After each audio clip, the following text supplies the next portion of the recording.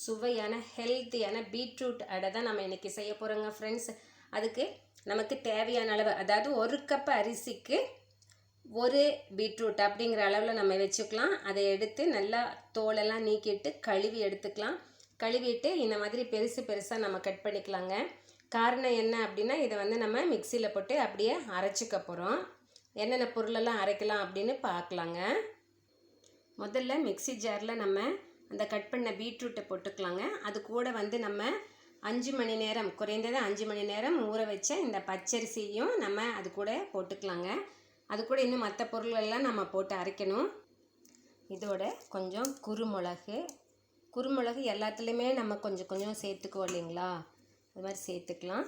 அதுக்கப்புறம் சீரகம் சேர்த்துக்கலாம். அப்புறம் 2 சின்ன தக்காளி நான் சேர்த்துக்கிறேங்க.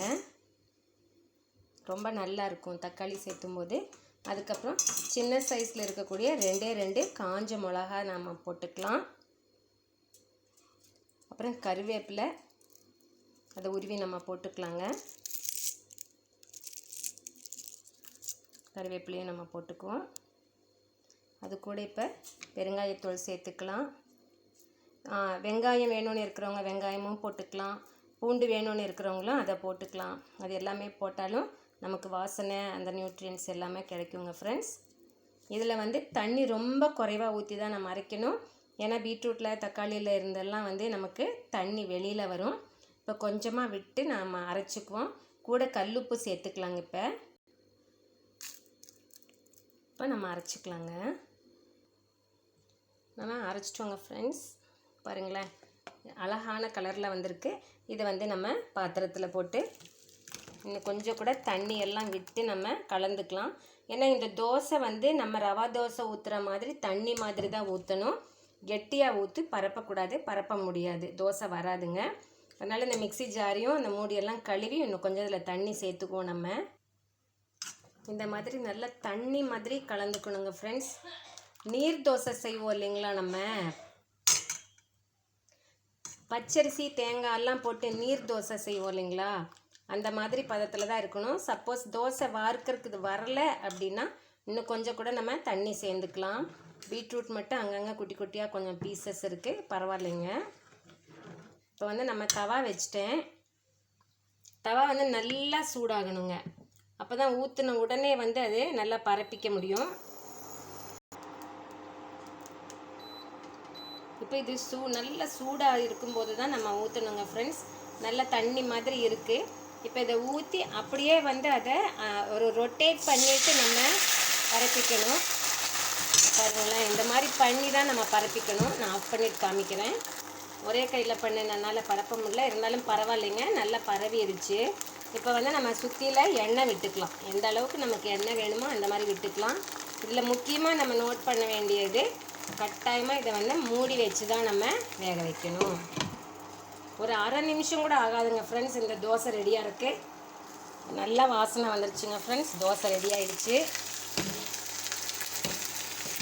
பாருங்களேன், ஸ்டீம் பட்டனால அப்படி ஆகிடுச்சு. தோசை சூப்பராக ரெடி ஆகிடுச்சு பாருங்கள். அப்படி எடுக்கிறதுக்கு அப்படியே வந்துடுங்க ஃப்ரெண்ட்ஸ். நான் உங்களுக்கு எடுத்து தட்டில் போட்டு காமிக்கிறேன். நம்ம 2 கையையும் யூஸ் பண்ணி செஞ்சனால இந்த மாதிரி ரொட்டேட் பண்ணதுனால ஃபுல்லாக வந்துருச்சுங்க ஃப்ரெண்ட்ஸ். பாருங்கள் ஃப்ரெண்ட்ஸ், நம்ம ரவா தோசை ஊற்றினா எப்படி வரும், அந்த ஓட்டோட்டியா அந்த மாதிரி தான் வந்திருக்கும். நல்லா மொறுன்னு இருக்குது பாருங்களேன். இது நான் இப்போ சாம்பார் தான் நம்ம ஏற்கனவே வச்சுருந்தது இருக்குது, அதை தான் இதுக்கு சைட் டிஷ்ஷாக யூஸ் பண்ண போகிறோம். அப்படி இல்லைனாலும் இதை சும்மாவே தின்னுடலாங்க ஃப்ரெண்ட்ஸ். இதில் நம்ம உப்பு, காரம், வாசனைக்கு உண்டான பொருள் எல்லாம் போட்டிருக்கோம் இல்லைங்களா, சும்மாவே சாப்பிட்றலாம். பட்டு நம்ம இட்லி பொடியோ இல்லை சட்னி சாம்பாரோ வச்சு சாப்பிடும்போது இன்னும் ரொம்ப நல்லாயிருக்கும். இப்போ பெரியவங்க இருக்காங்கன்னாலோ இல்லை குழந்தைங்க தொண்டையில் மாட்டி வச்சுக்கக்கூடாது அப்படின்னு தோணினாலோ நமக்கு மொறுன்னு ஆகிறதுக்கு முதல்ல இந்த மாதிரி ஸ்டேஜ்லேயே கூட நம்ம எடுத்துடலாம். இதுவுமே நமக்கு நல்ல டேஸ்ட் இருக்கும். நம்ம இதை மூடி வச்சு தான் வேக வச்சுருக்கோம் இல்லைங்களா, அதனால் கம்ப்ளீட்டாக வெந்து தான் இருக்குங்க ஃப்ரெண்ட்ஸ். இந்த மாதிரி ஓட்டையாக வந்தால் தான் நம்மளுக்கு நல்ல முறுமுறுப்பு கிடைக்குங்க ஃப்ரெண்ட்ஸ். நம்ம இதை மூடி வைக்காமையே சுடும்போதும் நல்லா வருங்க ஃப்ரெண்ட்ஸ். ஆனால் நமக்கு இது பீட்ரூட்டு நம்ம போட்டனால அந்த பீட்ரூட்டுடைய பச்சை வாசனை மாதிரி நமக்கு வந்துட்டுருக்கும். மூடி வச்சு பாயில் பண்ணும்போது நமக்கு அந்த வாசனை வராது.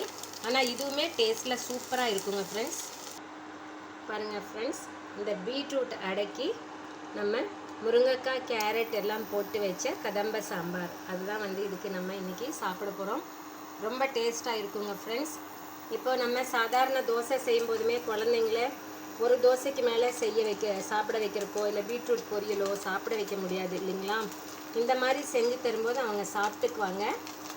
அது மட்டும் இல்லை, நம்மளை மாதிரி க்ரோனப்ஸ்க்குமே வந்து அப்பப்போ டெஃபிஷியன்சி ப்ராப்ளம்ஸ் வரும் இல்லைங்களா. இந்த மாதிரி பிளெயின் ரைஸ் தோசை சாப்பிடாம அதில் இந்த மாதிரி பொருள்கள் எல்லாம் சேர்த்து சாப்பிடும்போது கொஞ்சம் அந்த டெஃபிஷியன்சிலேருந்து நம்ம மேலே வர்றதுக்குண்டான வாய்ப்புகள் அதிகமாக இருக்குது. அந்த மாதிரி சாப்பிடும்போது நம்ம டேப்லெட்ஸ் எடுக்கிறத கொஞ்சம் அவாய்ட் பண்ணலாம். அதுக்கப்புறம் வந்து நம்ம ஹெல்த் கேரில் வந்து இது ஒரு முக்கியமான அங்கமாக வச்சுக்கலாம். டயட்டை வந்து கொஞ்சமாக நம்ம மாடிஃபை பண்ணுறோம், அவ்வளோதாங்க. கம்ப்ளீட்டாக சேஞ்ச் பண்ணுறதில்ல. சில பொருள்களை வந்து நம்ம ஆட் பண்ணுறோம் நம்மளோட ரெகுலர் டயட்டு கூட. அதுவே வந்து நம்மளுக்கு நிறையா ப்ராப்ளத்துலேருந்து வெளியில் கொண்டு வந்து சேர்த்தோம். தனியாக பொரியல் சாப்பிடாத குழந்தைங்களுக்கெல்லாம் இந்த மாதிரி கொடுத்து பாருங்கள் ஃப்ரெண்ட்ஸ். கட்டாயமாக வந்து குழந்தைங்க சாப்பிடுவாங்க. நீங்கள் இது செஞ்சு பார்த்துட்டு எனக்கு உங்கள் ஃபீட்பேக்கை கொடுங்க friends. See you, best wishes, bye bye.